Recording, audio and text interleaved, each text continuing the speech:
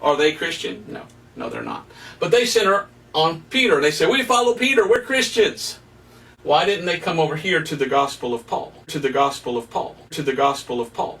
Because this is what separates the men from the boys. This is what makes you a Christian, whether or not you believe the gospel of Paul to be saved. The Apostle Paul says this, Romans 1:16, for I am not ashamed of the gospel of Christ, of the gospel of Christ, of the gospel of Christ, for it is the power of God unto salvation to everyone that believeth, to the Jew first, and also to the Greek. To the Jew first, and also to the Greek. To the Jew first, and also to the Greek.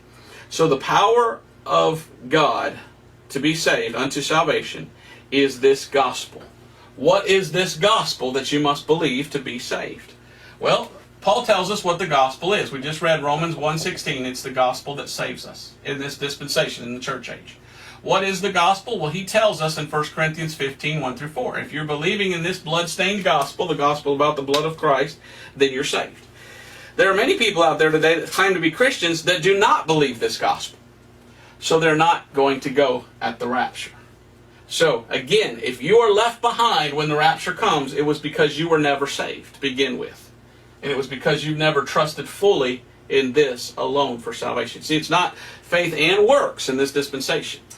It's faith in the finished work of Christ. Now, 1 Corinthians 15:1-4, Paul tells us what the gospel is. 1 Corinthians 15:1-4, Paul says, moreover, brethren, I declare unto you the gospel, which I preached unto you, which also ye have received, and wherein ye stand. We have to stand in this. This is what we stand in as Christians. This is what makes us a Christian. Verse 2, by which also you are saved. We are saved by this gospel, by believing in this gospel, as we'll see. It says, if you keep in memory what I preached unto you, unless you believed in vain. It says, if you keep in memory what I preached unto you. It says, if you keep in memory what I preached unto you. It says, if you keep in memory what I preached unto you. If you keep in memory what I preached unto you, unless you believed in vain. Now, what does it mean to believe in vain? Well, the women, they have a little magazine they like to read called Vanity. There's the root word vain in vanity. Vanity is self, all about you. So if you're trying to make the gospel what you do, and then you claim, oh, I believe that, but then I have to do these things too to get to heaven, you have just made that in vain.